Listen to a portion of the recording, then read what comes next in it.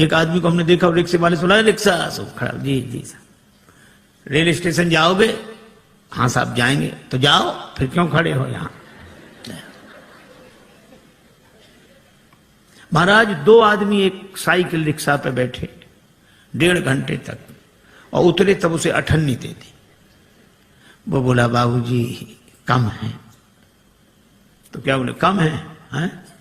अपना मकान लिख दे, तुम्हारे नाम जमीन लिख दे, कम है। दूसरा क्या कहते? अरे ये छोटे लोग, इनके मुंह मत लगो, चलो। और वो क्या कर, अठन्नी लेना कि नहीं? तुम नहीं, वापस दे दे मुझे। बेचारा चुप होकर रह गया, क्या करे। पर ऐसी परिस्थिति में भगवान राम केवट को आदेश नहीं देते कि नाव लाओ, केवट से नाव मांगते हैं। मानो श्रमिक के श्रम का सही मूल्यांकन भगवान ने किया कि नाव पर तो तुम्हारा अधिकार है, तुम अगर चाहो तो हमें पार उतार सकते हो, हम नाव मांग रहे। केवट ने सुना तो आंखों में आंसू आ गए, हृदय भाव से भर गया, क्योंकि उस बेचारे ने तो जिंदगी भर आदेश का स्वर सुना था, पर कोई नाव पहली बार मांग रहा था, और नाव मांगते देखकर उसके मन में निश्चय हो गया कि ये नर रूप में नारायण है। जो श्रमिक के श्रम का इतना सही मूल्यांकन कर सके, वे तो भगवान ही हो सकते हैं। कहा ही तुम्हारा मरम मैं जान गया। भगवान कहते नाव इधर लाओ, केवट उधर ले गया। भगवान ने कहा इधर ले आओ, नहीं लाऊंगा, मैं जानता हूं आपके बारे में अच्छी तरह। अब भगवान को तो हंसी लगी, लक्ष्मण जी को बड़ा बुरा लगा, श्री जानकी जी भी चुप। अच्छा बोलो, राम जी की जगह दूसरा कोई होता तो बड़ा दुखी होता कि आज ऐसे दिन भी आ गए, केवट नाव नहीं ला रहा है। दूसरा कोई होता तो ये सोचता कोई बात नहीं, दिन खराब है, समय की बात है, अच्छे दिन आने दो, सबसे पहले तुम्ही को देखेंगे। पर भगवान हंस रहे, बेहसे करुणायन। गम को सहने में भी कुदरत ने मजा रखा है। एक कवि ने कहा कि दिल दे तो इस मिजाज का परवरदिगार दे, जो रंज की भी घड़ियां खुशी से गुजार दे। भगवान मुस्कुरा रहे हैं, केवट नाव के लिए मना कर रहा। एक महात्मा से किसी ने कहा कि हम बहुत परेशान रहते हैं और परेशानी से मुक्त होने का उपाय बताओ। महात्मा बोले शान से परे हो जाओ, परेशान रहोगे ही नहीं। ये परेशान तो शान ही किए, हमें मना कर दिया, हमको हमको हमको, और हमारे लिए तो हम ही परेशान किए हैं। भगवान मुस्कुरा रहे हैं। और केवट क्या कर, हम आपके बारे में अच्छी तरह जानते हैं। ये जानना तो वैसे हुआ, एक अध्यापक ने अपने विद्यार्थी से कहा कि तुम्हारे पिताजी 5,000 रुपए हमसे उधार लें 3 रुपए प्रति सैकड़ा ब्याज की दर से, तो 6 महीने बाद कितना लौटाएंगे, हिसाब लगाकर बताओ। तो विद्यार्थी बोला सर 1 नया पैसा नहीं। तो अध्यापक ने कान पकड़ के तमाचा लगाया, बोले क्यों रे, तू हिसाब नहीं जानता, गणित नहीं जानता? विद्यार्थी बोला सर मैं तो हिसाब गणित जानता हूं, पर आप मेरे बाप को नहीं जानते, उसने जिसका लिया है दिया है आज तक, जो आपका ही देगा। अब कोई ऐसे कहे कि हम आपके बारे में अच्छी तरह जानते हैं, तो यही लगे कि ऐसा क्या हुआ जो ये जानता है। पर राम जी मुस्कुरा रहे हैं बेहसे, और श्री लक्ष्मण जी जानकी जी की ओर देखकर मुस्कुराते कि तुम भी मुस्कुराओ, काहे को ऐसे उदास क्यों हो। भगवान ने लक्ष्मण जी से कहा कि लक्ष्मण, ऐसा विचित्र भक्त देखा जिसे मैं बुलाऊं और ना आवे। लक्ष्मण जी तो मौके की तलाश में थे, खींच रहे थे। लक्ष्मण जी ने कहा कि प्रभु आपके जितने भक्त होते सब ऐसे ही होते, जो आपका कहना न माने वही आपके भक्त। भगवान ने कहा यही विचित्र भक्त है, दूसरा कौन? का दूसरे सुमंत जी। सुमंत जी रथ में बैठे, ये नाव में बैठा है। सुमंत जी को भेजते हो कि अयोध्या जाओ, और केवट को बुलाते हो कि नाव लेकर आओ। तो जिसे भेजते हो वो जाता नहीं, और जिसे बुलाते हो वो आता नहीं है, ना ये कहना माने ना वो कहना माने। और लक्ष्मण जी के इस व्यंग पर जानकी माता भी मुस्कुराई, राम जी को भी हंसी आई। पर राम जी ने कहा लक्ष्मण, किसी दुकानदार का सगुन सवेरे सवेरे बिगड़ जाए, उधार मांगने वाला आ जाए, तो वो बेचारा क्या सोचता है कि कहां से कहां तुम सवेरे सवेरे आ गए, अब दिन भर उधारी का ही सामना करना पड़ेगा, सगुन बिगड़ गया। तो भगवान श्री राम जी ने कहा कि लक्ष्मण, इसी तरह मेरी यात्रा का सगुन बिगड़ गया। जब मैं चला तो वनवास केवल मेरे लिए हुआ था। 14 वर्ष राम वनवासी। लक्ष्मण तुम्हारा भी वनवास नहीं था, श्री सीता जी का भी वनवास नहीं था, तो मैंने तुम दोनों को मना किया कि नहीं कि हमारे साथ वन मत चलो? दोनों बोले हाँ किया तो था। राम जी बोले तो फिर आप दोनों ने हमारा कहना माना? दोनों बोले नहीं माना। राम जी बोले हम तभी समझ गए थे कि जब यात्रा के शुरू में ही हाल है, जब अपने घर के ही लोग कहना नहीं मान रहे तो आगे जितने मिलेंगे सब ऐसे ही मिलेंगे। पर भगवान ने कहा कि श्री लक्ष्मण और श्री जानकी जी से कि आप दोनों ने कहना इसलिए नहीं माना क्योंकि मेरे प्रति प्रेम है, प्रेम के कारण कहना नहीं माना। तो मुझे लगता है कि केवट भी प्रेमी ही होगा, वो भी कहना नहीं मान रहा है। लक्ष्मण जी ने कहा इसमें प्रेम तो दिख नहीं रहा है। भगवान ने कहा केवट के जीवन में प्रेम का दर्शन है, प्रेम का प्रदर्शन नहीं है। जैसे हम लोगों का होता है, जो मिले उसी से, अरे आप तो हमें प्राणों से अधिक प्रिय हो। सच कह रहे हैं, प्राणों से अधिक प्रिय। और एक से ही नहीं कहेंगे, दूसरे से कहेंगे थोड़ी देर बाद फिर, अरे भैया प्राणों से ज्यादा प्रिय हो। दिन में 10-20 से कह देते प्राणों से अधिक प्रिय हो। ये तो भगवान की बड़ी कृपा है कि प्राण ये सुनकर नाराज नहीं होते। नहीं कहीं प्राण नाराज हो जाए कि हमसे ज्यादा प्रिय है तो इन्हीं को रखो, अब हम जा रहे हैं। कोई नहीं कहेगा। केवट के जीवन में प्रेम का दर्शन है। लक्ष्मण जी ने कहा कि महाराज इसका प्रेम तो आप ही समझो। अच्छा, केवट क्या सोच रहा है? केवट जान गया है कि आप भगवान हैं, पर केवट कहता है कि आपको कोई रोक नहीं सका। जनकपुर वाले जनकपुर में नहीं रोक सके, आप अयोध्या आ गए। अयोध्या वाले अयोध्या में नहीं रोक सके, आप श्रृंगवेरपुर आ गए। और श्रृंगवेरपुर के राजा श्रृंगवेरपुर में नहीं रोक सके, आप गंगा जी किनारे आ गए। और अगर मैं भी आपको नाव में बिठाकर पार कर दूंगा तो फिर मेरी भी क्या हिम्मत जो मैं आपको रोक लूं। तो उपाय यही अच्छा है, ना नाव लाऊंगा ना पार करूंगा, अपने आप रुके रहोगे। कहा ही तुम्हारा मर्म नहीं जाना।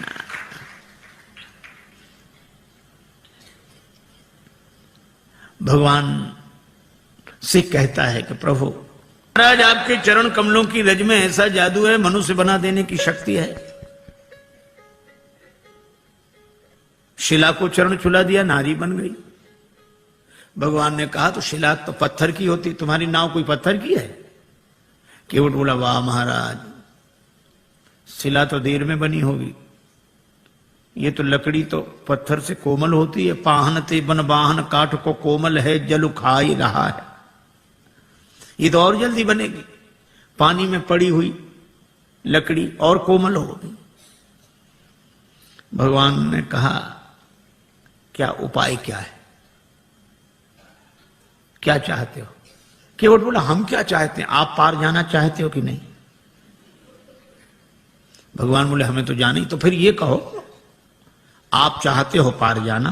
हाँ, तो जो प्रभु पार अवसिगा चाहो, मोहि पद पदुम पखारन कहो, अपने चरण कमल धोने के लिए कहो।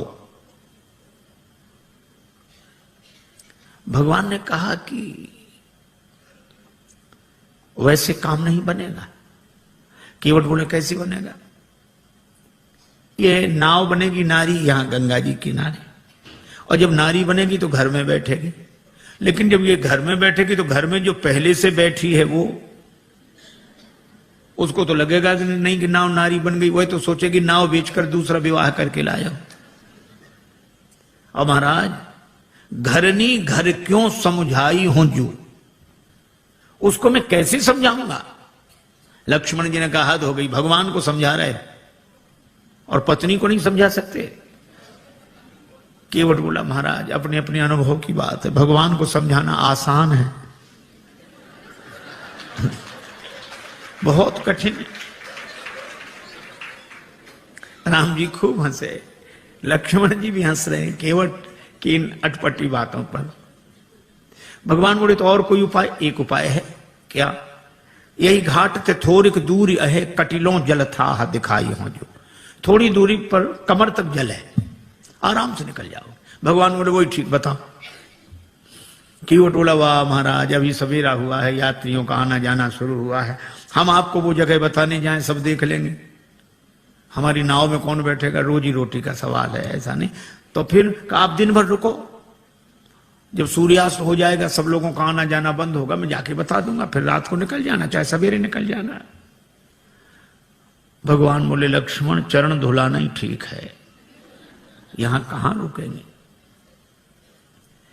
केवट कहता है कि चरण धोने के लिए कहो। पात भरी सहरी सकल सुत बारे बारे, केवट की जाति कछु वेद ना पढ़ाई हो। पूरो परिवार मेरो याही लागे राजा जू हो, वित्तहीन कैसे दूसरी गढ़ाई हो। अगर ये नाव नारी बन गई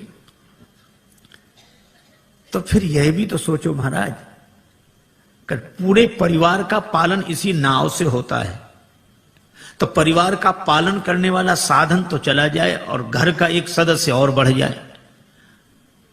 महाराज कृपा करो आप तो। अच्छा, अब इसमें एक बड़ा तात्विक संकेत है।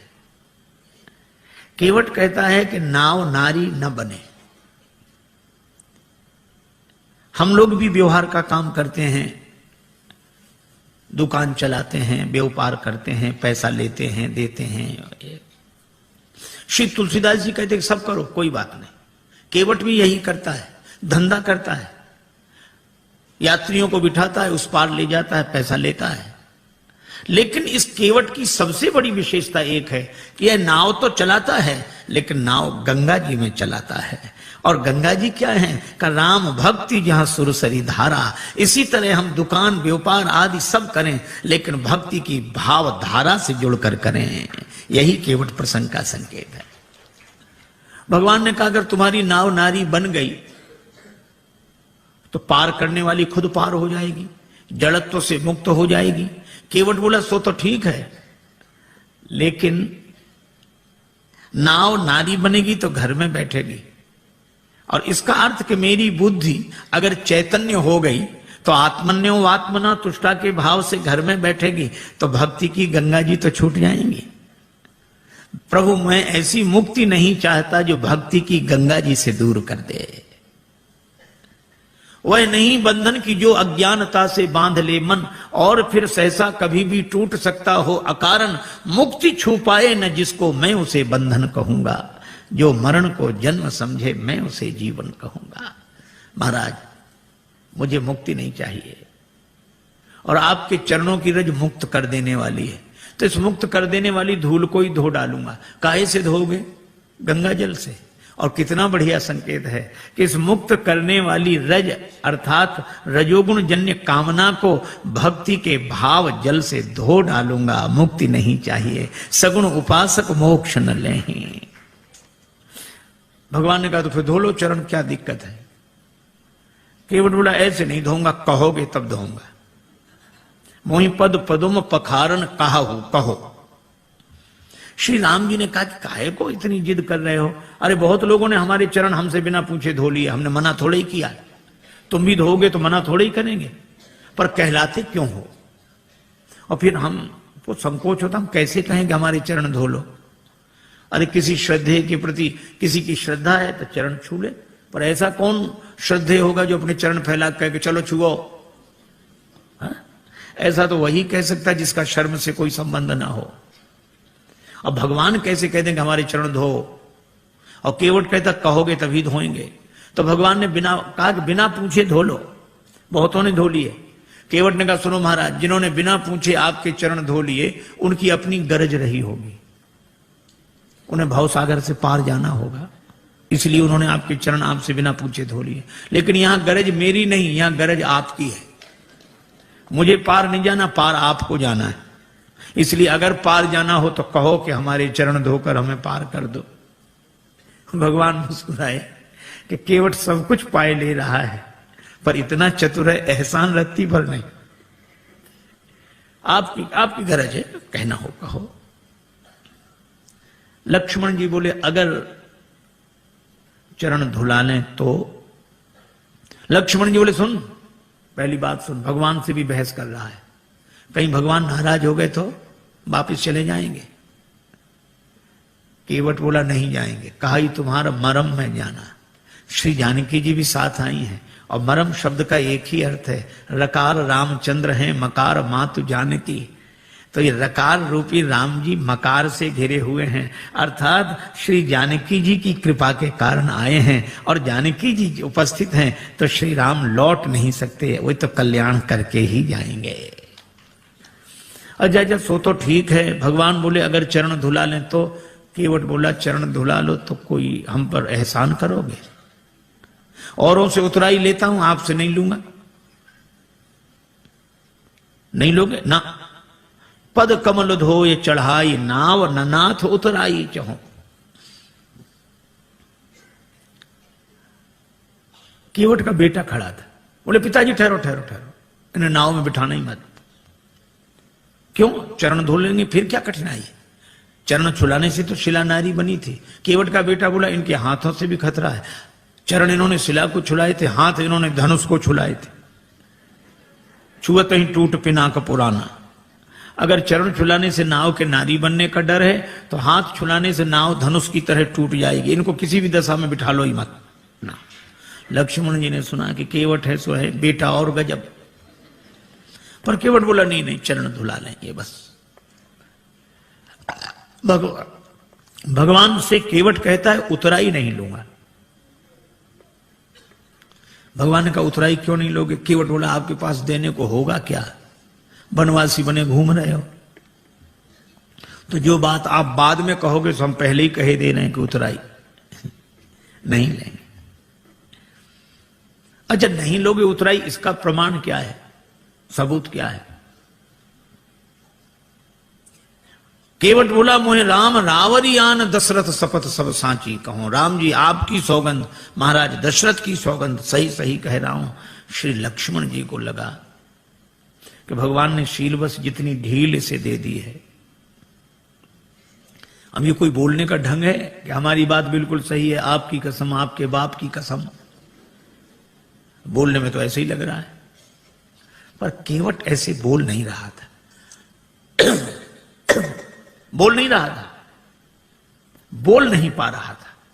वो कह रहा था मैं आपकी सौगंध ऐसे कर रहा हूं जैसे दशरथ शपथ, भीष्म प्रतिज्ञा, बलिदान, इसी तरह ये शब्द है दशरथ शपथ। दशरथ शपथ की तरह मैं आपकी सौगंध कर रहा हूं। लेकिन बेचारा बोल नहीं पाया। लक्ष्मण जी को लगा कि अच्छा, धनुष पर बाण चढ़ाया, तैयार हो जा मरने के लिए। पर केवट उसी तरह बोला, बाण को देख, हाँ चलाओ चलाओ बाण, मार दो मार दो, मेरा परम सौभाग्य है, मारो तो बाण। लक्ष्मण जी को लगा ये मौत से भी नहीं डरता, तो इसको डराने का उपाय क्या है? तेरा परम सौभाग्य कैसे? केवट बोला अभी थोड़ा ही पता लगेगा, मर जाऊंगा फिर जांच होगी, उस जांच में मैं बड़ा सौभाग्यशाली माना जाऊंगा। क्यों? मरूंगा हाथ से किसके? जो श्री रघुवीर का प्यारा है, राम जी के भक्त के हाथों मरूं। और मरूंगा किस जगह? जहां निर्मल गंगा की धारा है, जहां गंगा जी बह रही हूं। और मरूंगा सामने किसके? कि जिनका दास होता हूं, राम जी का भक्त हूं, राम जी के सामने मर रहा हूं। और मरूंगा किस खता पर? पांव करुणा निधि के धोता हूं, चरण धो रहा हूं। अगर इन पद पंकजों पर प्राण खो जाएगा केवट, तो मरकर भी जमाने में अमर हो जाएगा केवट। फिर क्यों ऐसा समय श्रीमान जाने दूं, न क्यों जाने की जीवन के सन्मुख जान जाने दूं। तैयार हूं, बाण मारो। सरकार को प्राण न ते प्रिय बंधु, वही मोहे बाण ते मारत है। मरता हूं कहां सुच गंग के तीर, शरीर सो प्राण सिधारत हैं। समूहे कही सु विनीत सुनो, रघुनाथ सो नाथ निहारत है। अपराध यही इस दास का है, प्रभु के पद पद्म पखारत है। लोग यही कहेंगे कि राम जी ने लक्ष्मण जी से कह के उसको मरवा दिया, छोटे भाई से कह के मरवा दिया। राम जी की बदनामी होगी, और राम जी की बदनामी करानी हो तो चलाओ बाण, हमारा तो कुछ नहीं बिगड़ेगा। प्राण तो किसी न किसी दिन जाएंगे, पर ऐसा मौका मिलेगा नहीं। लक्ष्मण जी को लगा कि राम जी की बदनामी कराने थोड़े ही आए हैं, अब क्या करें, तो बाण फिर तूणी में रख लिया। कहने लगे प्रभु इससे तो आप ही बात करो। पर केवट कह क्या रहा है, जब लगी न पाए पखारी हूं। इतनी देर से केवट क्या कह रहा था, चरण कमल रज कहां सब कहां, चरण कमल मोहि पद पदुम पखारण कहो, पद कमल धोए चढ़ाई नाव, पद कमल पद पद्म चरण कमल। और जब लक्ष्मण जी ने बाण चढ़ाया तो वो भी आवेश में बोला, जब लगी न पाए पखारी हूं, भूल गया चरण कमल पद पद्म पद कमल पाए। जो स्वाभाविक होता है वो ऐसे अवसर पर निकल पड़ता है। एक आदमी किसी गांव में गया, वो गांव वालों से पूछता, क्यों भैया ये गांव रामपुरा है? तो गांव के लोग, बुंदेलखंड की घटना, ये रामपुरा है? तो गांव वाले कहें हाओ। अब वो समझे नहीं कि हाओ है कि रामपुरा। फिर दूसरे से पूछा, भैया रामपुरा? हाओ। तीसरे से पूछा, रामपुरा? हाओ। अब सब कहें हाओ। एक आदमी पढ़ा लिखा दिखा, उसने कहा कि भाई साहब ये गांव रामपुरा है? उसने कहा जी हां। हाँ, अब समझ में आया, यहां सब लोग हाओ हाओ करते थे, आपने जी हां कहा। तो वो बोला कि जो बिना पढ़े लिखे लोग हैं वे हाओ हाओ करते हैं, और जो पढ़े लिखे हैं वे जी हां ऐसे बोलते हैं। अच्छा, तो आप तो पढ़े लिखे होंगे? तो बोला हाओ। अब जो स्वाभाविक था सो निकल गया। अब लक्ष्मण जी को भी बड़ा अटपटा लगे, श्री सीता जी को भी, पर राम जी मुस्कुरा रहे। सुन केवट के बैन प्रेम लपेटे अटपटे, बेहसे करुणाएं। भगवान हंसते हैं। बात भले ही अटपटी हो पर प्रेम में लिपटी हो तो परमात्मा को प्रसन्न कर देती है। राजस्थान के एक छोटे से गांव में एक महात्मा गए, सत्संग हुआ। एक सत्संगी नित्य आते थे। एक दिन उन्होंने प्रार्थना की कि महाराज यहां से और ज्यादा इंटीरियर में हमारा छोटा सा गांव है, मां आ नहीं सकती, उनको दर्शन देने चलो। महात्मा ने कहा ठीक चलते हैं। एक दिन गए, उस व्यक्ति ने मां से कहा, मां महात्मा आए प्रणाम कर। तो बुढ़िया श्रद्धालु तो थी लेकिन अपने टूटी फूटी मारवाड़ी बोली में बोली, गोरुजी थारे खुर छू। अब एक तो गुरुजी को गोरुजी कह रही थी और चरणों को खुर। महात्मा को बड़ा अटपटा लगा। अभी तो रोज चरण कमल सुनते थे, अब चरण भी कहती तो ठीक, पांव भी कहती तो ठीक, खुर खुर तो पशुओं के होते हैं। तो महात्मा उसे प्रेम से समझाने लगे, माता जी ऐसे बोलती हो महात्माओं से, नरक जाओगी नरक। बुढ़िया इतनी सरल थी, वो ये भी नहीं जानती थी कि नरक क्या होता। उसको लगा कि महात्मा आशीर्वाद दे रहे हैं, तो हाथ जोड़ के कहने लगी, महाराज हमारा कहां भाग्य जो नरक जाए, नरक तो आप जैसे महापुरुषों को मिले हैं प्रभु। महात्मा खिलखिला के हंसने लगे। अरे ऐसी सरलता पर महात्मा क्या परमात्मा प्रसन्न हो जाते हैं। और भगवान दोनों की ओर देखकर मुस्कुरा रहे हैं। श्री राम जी का विवाह नहीं हुआ था, श्री लक्ष्मण जी युगल चरण धोकर चरणामृत लेते। विवाह हुआ तो बायां चरण श्री किशोरी जी, दायां चरण लक्ष्मण जी धोकर चरणामृत लेते थे। पर आज केवट ना दायां की बात करा ना बायां की, मोहि पद पदुम पखारण कहो। तो भगवान मुस्कुरा कर देखते हैं कि तुम दोनों का अधिकार जा रहा है, बेहसे करुणाएं। और केवट की मांग की चौपाई एक ही, बहाने से भी बात नहीं बनी। एक के घर मेहमान आया, जाने का नाम ना ले, दोपहर का तो भोजन करा दिया, वो इतना कृपण शाम का भोजन न कराए, लेकिन मना कैसे करे। बेटे से बोला मेहमान के पास जब बैठे हो तब आकर पूछना शाम के भोजन के लिए। बेटे ने कहा पिताजी शाम को भोजन क्या बने।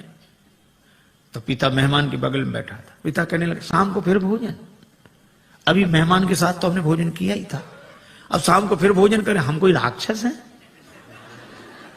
मेहमान से पूछ लो, मतलब मेहमान भोजन करे तो राक्षस। बेचारे मेहमान ने भी कह दिया कि नहीं नहीं ठीक है, हो गया।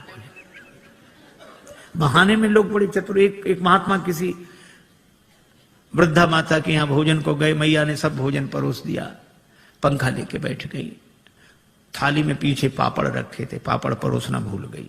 अब महात्मा का मन पापड़ पे जाए बार बार। मन का ये स्वभाव है, जो करोड़ों की चीज मिली हो तो उसे 2 कौड़ी की लगती है, 2 कौड़ी की चीज ना मिले तो करोड़ों की लगती है। उधर ही देखे, लेकिन मांगने में शर्म भी लगे और बुढ़िया को याद ना आवे। सो महात्मा बोले, मैया भगवान की बड़ी कृपा, आज जो आपका दर्शन हो गया। क्यों? रास्ते में बड़ा लंबा सांप मिला। सांप? हाँ, लंबा था बहुत। कितना लंबा बना है? यहां से वो पापड़ की थाली रखी। बुढ़िया बोले, अरे महाराज पापड़ परोसना तो मैं भूल ही गई। महात्मा बोले, हम तो बता रहे थे कि सांप कितना लंबा था। तो कई बार बहाने से भी बात बन जाती, युक्ति से बना लेना चाहिए, लेकिन कई बार बहाने से भी बात नहीं बनती। एक के घर मेहमान आए जाए नहीं, और बेचारा घर वाला संकोची कुछ कहे नहीं। 5-7 दिन हो गए। एक दिन पति पत्नी से बोला कि देवी ये मेहमान तो जाता ही नहीं, कोई उपाय? पत्नी बोली, और खिलाओ पिलाओ और सम्मान करो, काहे को जाएगा वो? देखो देखो ये व्यंग मत करो, तो उपाय बताओ। पत्नी बोली, उपाय तो है 3 मर्ज, उपाय 1। बुखार हो, जुखाम हो, मेहमान हो।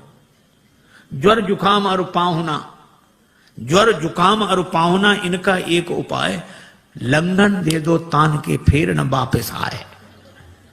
लंघन दे दो, बुखार नहीं आएगा, लंघन दे दो, जुकाम नहीं आएगा, लंघन दे दो, मेहमान नहीं आएगा। हाँ ये बात तो ठीक है, लेकिन अब हम लोग भोजन बनाएं उसे ना दें तो एक दिन ना बनाओ। तो नहीं बनाने का तो कोई कारण होगा। झगड़ा, हम लोगों में झगड़ा होता नहीं, झूठा ही झगड़ा कर लो। अब बाहर वाले कमरे में मेहमान बैठा, अब भीतर जोर जोर से इन्होंने झगड़ा करना शुरू किया। पति ने डांटना शुरू किया, और पत्नी ने, जब देखो तो मुझे डांटते रहते, और आज भोजन ही नहीं बनाऊंगी मैं। पति बोला, बनाना ही मत, मैं कोई मर नहीं जाऊंगा एक दिन भूखे। अब जो झगड़ा शुरू हुआ, और मेहमान ने सुना कि आज इन्हीं को नहीं मिल रहा है, तो उसने अपना थैला उठाया, गया।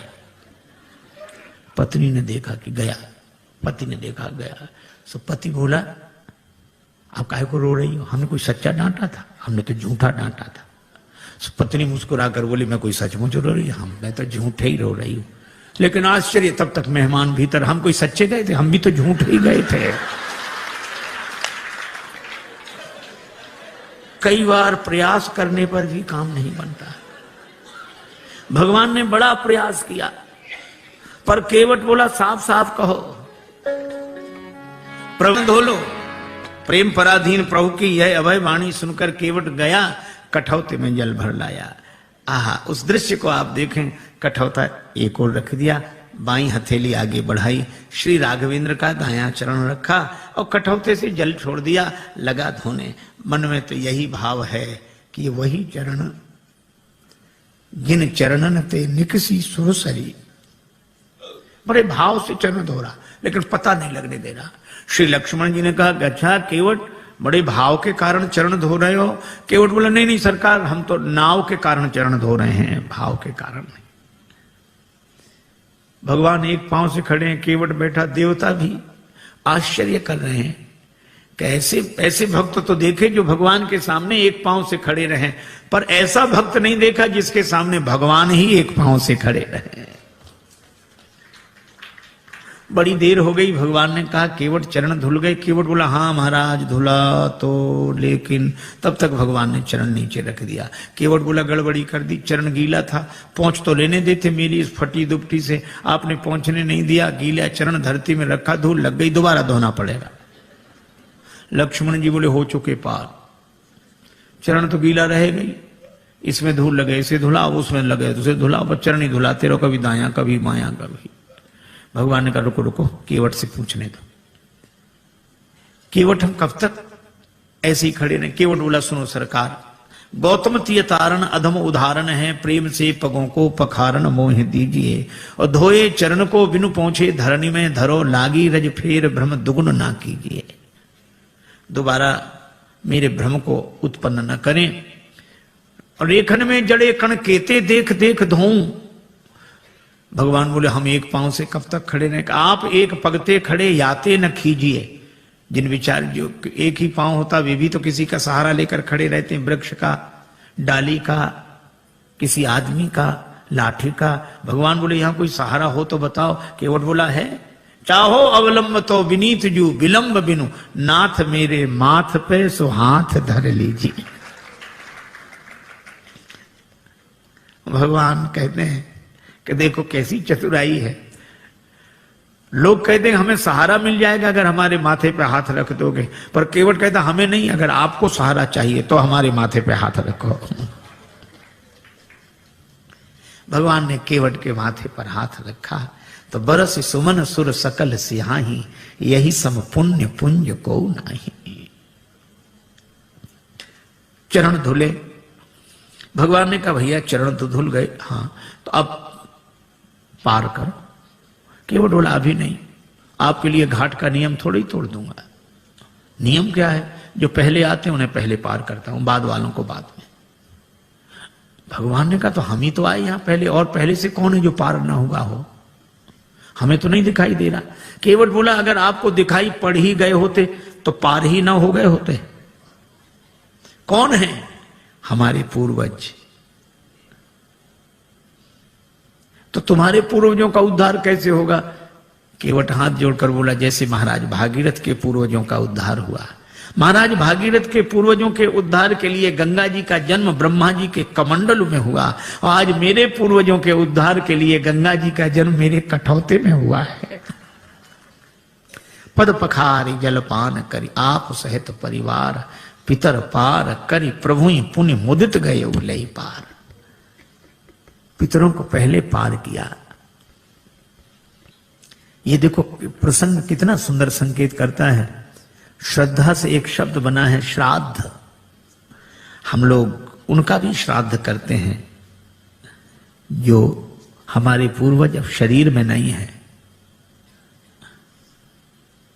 पर एक व्यक्ति मरा, उसके 2 बेटे, मां बहुत कहेगा कुछ करो, बेटे कहते हम इस समय विश्वास नहीं रखते, क्या फायदा, इससे क्या फायदा।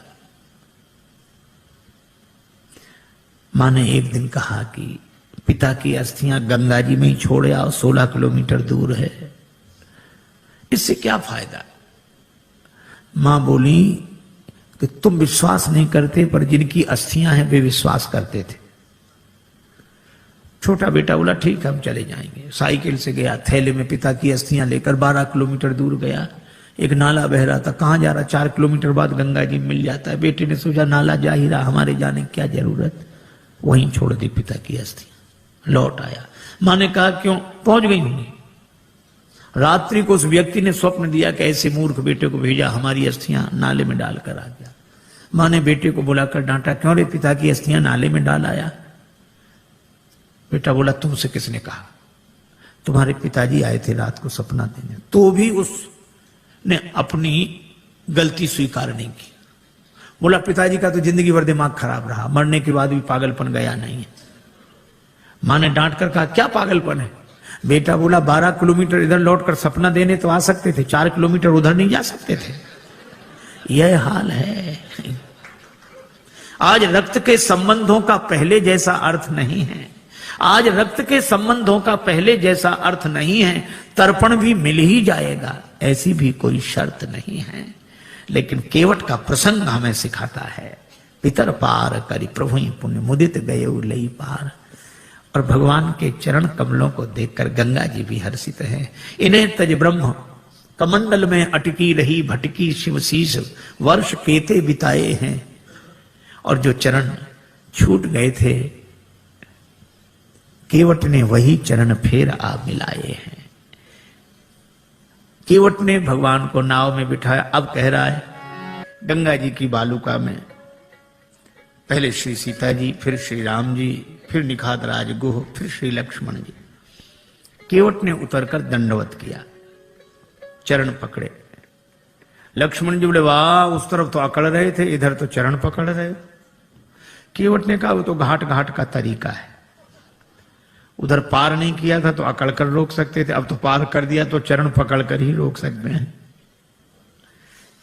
पर भगवान को लगा कि इसे कुछ दिया नहीं। लक्ष्मण जी बोले क्या बात है प्रभु? राम जी बोले इसे कुछ दिया नहीं। अरे और क्या देंगे?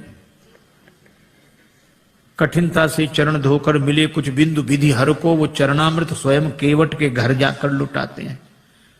ब्रह्मा जी को जो अवसर मिला, शंकर जी को और जनक जी ने जो अवसर पाया, ये केवट को भी वही मौका मिला। और क्या दोगे? भगवान बोले धीरे बोलो लक्ष्मण, ने उतराई की कौन कहे, चरण धुलाई भी देनी पड़ेगी। चरण भी तो हमने अपने मतलब से ही धुलाए थे, लेकिन दें क्या? कुछ है नहीं। कितना अद्भुत है यह प्रसंग। श्री जानकी जी प्रिय ही की सी जान निहारी, मणि मुद्री मन मुदित उतारी। मणि मुद्रिका उतार कर प्रभु को दी, आप दे दो उतराई। राम जी सोच रहे हैं कि हमारे हाथ में कुछ है नहीं, केवट को दें क्या? पर श्री जानकी जी ने मन में सोचा और कहा कि प्रभु, मन ही मन कहा कि प्रभु आपके उस हाथ में नहीं, इस हाथ में तो है। श्री राम जी ने कहा कि तुम्हारा हाथ मेरा हाथ कब से हो गया? श्री जानकी जी ने कहा कि प्रभु जब से मेरे पिता ने मेरा हाथ आपके हाथ में दे दिया, उस दिन से मेरा हाथ आपका हाथ हो गया। उतार कर अंगूठी दी। यह आदर्श दाम्पत्य प्रेम का अनुपम उदाहरण। आप कल्पना करो, आज की परिस्थिति में अगर ऐसा होता, कोई घर छोड़कर वन में होता और साथ में पत्नी होती और उसे कुछ देना होता, तो बेचारे पति को ही कहना पड़ता कि वो ऐसा है, वो पत्नी हाँ बोलो क्या बात, बोलो बोलो क्या ये अंगूठी। पत्नी क्या कहती, अपना तो सब बर्बाद कर ही बैठे, ऐसा स्वभाव। अब यही और बच्चे तो ले आग लगा दो, चाहे जो कुछ करो, ले यही हो। पर श्री जानकी जी कहती हैं नहीं। या कोई दूसरी भावना वाली देवी होती तो वो कहती अरे ये क्या देंगे, लो हम देंगे केवट ले हो। पर श्री जानकी जी यह नहीं करती, राम जी को देती, प्रभु आप दे दो। भगवान ने कहा केवट उतराई ले लो, कहे कृपालु ले हो उतराई, केवट चरण गहे अकुलाई। महाराज नहीं चाहिए। भगवान ने कहा क्यों नहीं चाहिए? क्या तुम्हारे मन में इच्छा नहीं थी? इच्छा थी तब मिल नहीं रहा था, और अब मिल रहा है तो इच्छा नहीं। भागती फिरती थी दुनिया जब तलब करते थे हम, और छोड़ दी हमने तलब तो अब बेकरार आने को है। अच्छा तो तुम्हारे मन में इच्छा क्यों नहीं रही? केवट बोला मैं आपसे मांगने के लिए तैयार खड़ा था कि कहां तक औरों के सामने हाथ फैलाता रहूंगा। राम जी से मांगूंगा तो फिर और किसी से मांगना नहीं पड़ेगा। मैं आपसे मांगने के लिए तैयार खड़ा था। भगवान ने कहा फिर हम बिना मांगे अंगूठी दे रहे हैं, क्यों नहीं दे रहे हो? केवट बोला मेरा विचार बदल गया। कहा क्यों? आपने आते ही नाव मांगी नाव। केवट बोला ये सुनते ही मेरा विचार बदल गया कि जो मुझसे ही मांग रहा हो अब मैं उससे क्या मांगू। वह तो बहुत बड़ा है जिससे आप कुछ मांगते हो, लेकिन दीन बंधु वह कितना बड़ा है? वह तो बहुत बड़ा है जिसे आप कुछ देते हो, पर वो कितना बड़ा जिससे आप भी कुछ मांगते हो। मांग कर बड़ा बना दिया है, दे दोगे तो छोटा बन जाऊंगा, बड़ा ही रहने दो। नहीं, भगवान ने कहा ये देने लेने की बात क्या, मजदूरी दे रहे हैं हम तो। केवट ने कहा मजदूरी हम उनसे लेते हैं जिन्हें हम पार करते हैं, जिन्हें हम पार करते हैं उनसे मजदूरी लेते हैं।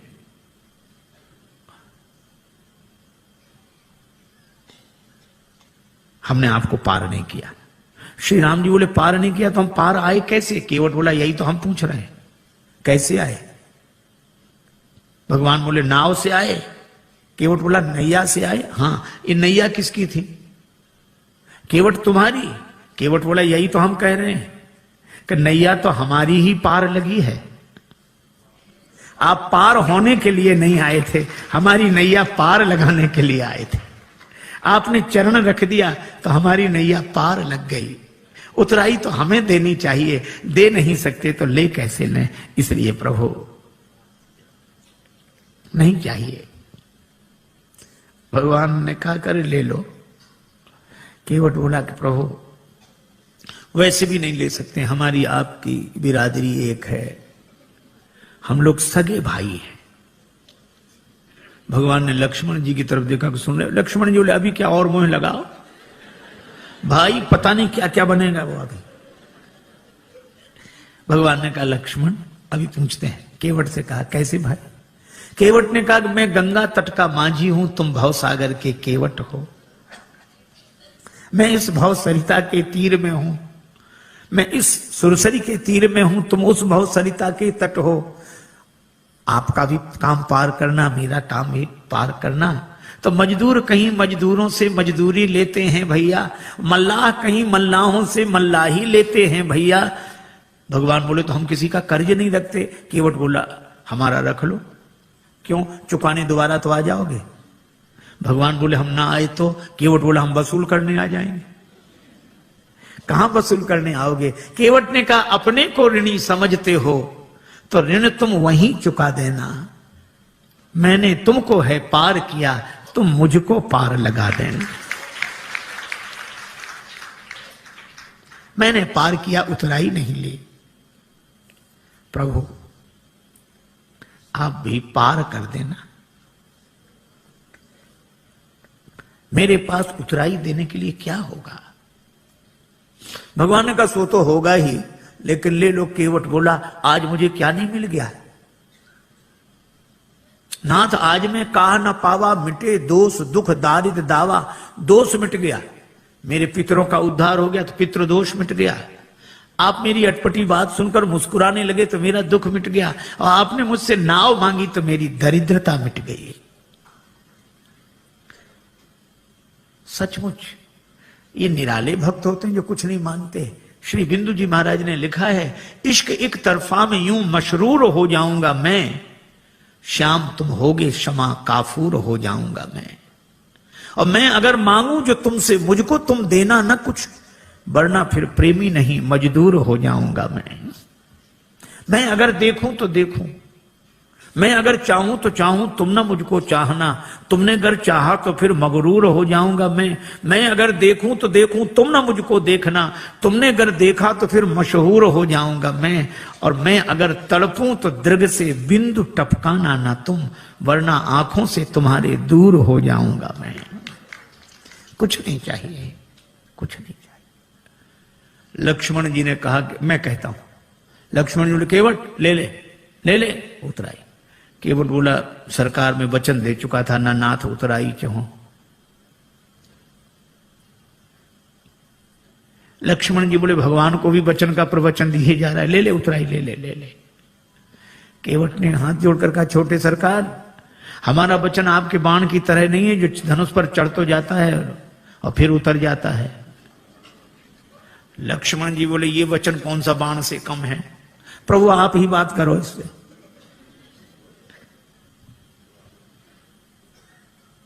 श्री जानकी जी ने कहा कि प्रभु हमारी ओर से कह दे, बहुत कीन प्रभु लखन सिय। श्री जानकी जी की ओर से राम जी ने कहा कि केवट उतराई ले लो। श्री किशोरी जी की अंगूठी है उनकी ओर से।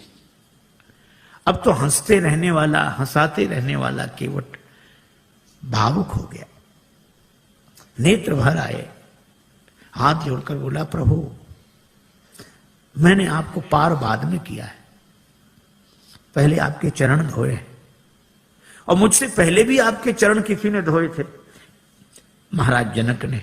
और महाराज जनक ने आपके चरण धोकर अपनी बेटी जानकी आपको अर्पित कर दी। मैं कैसा चरण धोने वाला जो उसी बेटी की अंगूठी उतराई में ले लूं? मैं दे नहीं सकता तो ले कैसे लूं? केवट के आंसू भर आए और श्री जानकी जी को गंगा जी किनारे भी अपनी मिथिला याद आ गई।